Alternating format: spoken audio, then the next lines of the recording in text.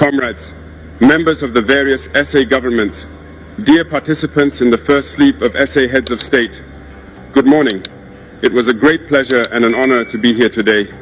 A blessed date, a memorable date, July 6, 2024, here in Niamey. First of all, let us give thanks to God who made this day possible. We thank Him for everything He has done for us until today, and everything He will do for the people of the AES. Please allow me also to pay tribute to the Nigerian people. These people who have suffered so much since the advent of the CNSP, and who continue to remain standing. Thank you to the Nigerians who gave us a warm welcome yesterday when we set foot on the soil of our homeland here. You are more than friends, you are more than neighbors, you are our brothers, you are our sisters. Because fraternity goes beyond friendship or neighborhood. We have the same blood flowing through our veins.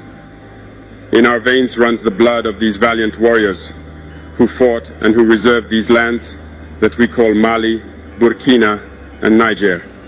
In our veins runs the blood of these valiant warriors who helped the whole world get rid of Nazism and many other scourges. In our veins runs the blood of these valiant warriors who were deported from Africa to Europe, America, Asia, or whatever, and who helped build these states during slavery. In our veins flows the blood of worthy men, of robust men, of capable men. And for this, let us be proud and thank you for being a national of the AES. Africa, this continent which has suffered so much and which continues to suffer because of the imperialists. These imperialists have only one cliché in mind: Africa is the empire of slaves. This is how they see Africa. For them, Africans belong to them. Our land belongs to them. Our basements belong to them. They have never been able to change software until today. It's deplorable. But how does he do it? It is unfortunately since the 1960s that these 6,000 acres of independence were given to Africa. They just placed local valleys at the head, according to them, of their sub-prefecture to be able to continue to supply them. These local valleys that we are going to describe today as living room slaves have no other guide than to seek to live like the master, to satisfy the master, and to do everything that the master dictates.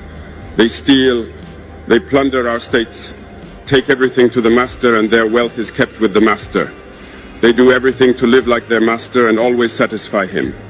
When the master commands, they execute. Do you know who these parlor slaves are? We will explain to you what it is. These are individuals who have no dignity, who have no morals, who have no personality. But the slave master always knew how to identify these individuals. They are always ready to betray their brother to satisfy the master. They have betrayed us since independence, and others continue to betray us until today for the benefit of their master. These individuals always continue against all odds to plunder Africa, to help the master to plunder Africa. They like to say it every year. In their economic survey, Burkina is the poorest country, Mali is the poorest country, Niger is the poorest country. We are ranked among the last. All right, if we are as poor as they say. But when the time came to take responsibility, we asked these masters to leave the place. Why don't they want to leave? Because we take the case of Niger. For more than 40 years, certain countries have exploited uranium to produce energy at home. From Ottawa to Paris, the streets are illuminated. It's light. But in Niger, it's darkness. Security that served us. When you go to our states, our soils are drilled all over to search for precious metals such as gold. But often, there is not even the slightest accessible road to reach areas where they exploit some basic social services. This is why we decided to revolt and take the destiny of our countries into our own hands. There are many other examples, but when we decided this, we were approached by some parlor slaves to give us their master's message, because they had created this sort of polymer chain that sticks up at the head of our states to serve them. And we have come to break the chain, and it's inconceivable for them. They therefore approached us and asked us to join the ranks to form part of the elite who must lead Africa because they have a trained and formatted elite who must follow, who are embedded in this chain. We refused to join their ranks, and from then on, hostilities began. They have led several mercenaries, trainers, and agents into our areas who have descended into the Sahel to hope to carry out barbaric, cowardly attacks against our populations, to hope to revolt them. In addition to these attacks on the ground, communicational attacks, manipulation, disinformation, etc., are full in their souls. But the people of the Sahel have understood, and we will never be able to manipulate them again. They know where they come from, they know what they are doing, and they know where they are going. We are not going to allow this anymore.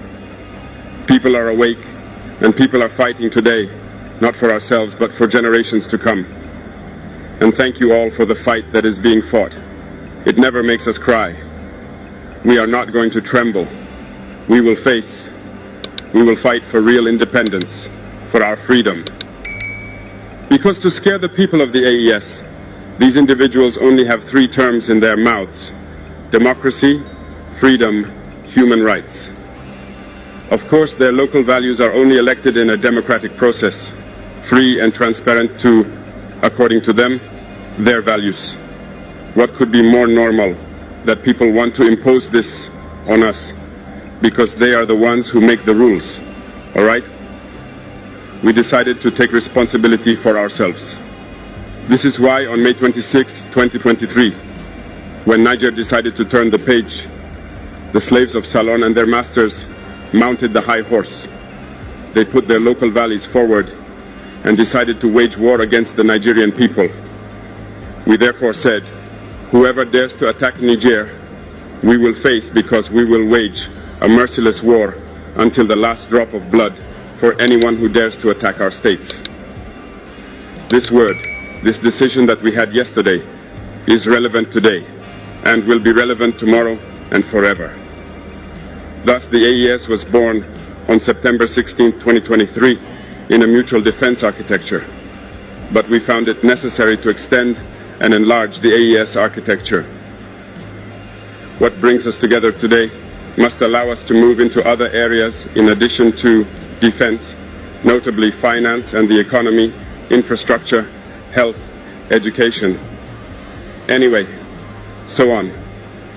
I therefore hope that this moment will be a story for us that we will write for the AES, but especially for Africa and for the whole world. May God enlighten each and every one of us.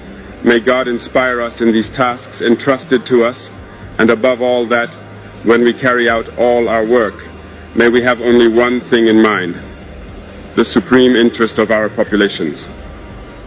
On this, we pray once again to the good God that He accompanies us all in our various tasks, that He protects our fighters who, thanks to them, allow us to sit here and exchange around the future of our states. So be grateful once again, Nigerian people. Be united and united.